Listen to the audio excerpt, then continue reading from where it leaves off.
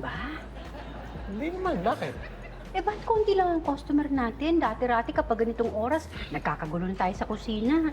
Eh, yung nga sana yung sasabihin ko sa'yo, sumilip ako doon sa KTV ng kaibigan mo. Eh, mukhang nakuha na rin yung customer natin. Ang haba ng pila sa labas. Ang daming tao. Naku, simula pa lang ng taon, ganito na tayo. Elsa! Ako nakita mo ba? Daming tao dun sa KTV ko. Grabe yung opening successful. Congrats. Naku, uy, mamaya kasi dumaan kayo dun. Pag sara nyo, na mukhang any moment, magsasara na kayo. Ano ba yan? Sorry.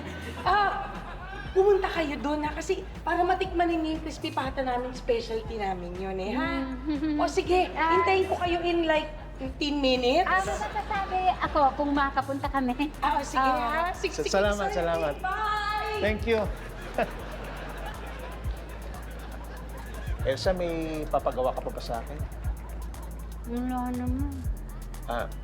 Punta muna ako doon sa KTV sa kabila. Kakain ako ng crispy pata.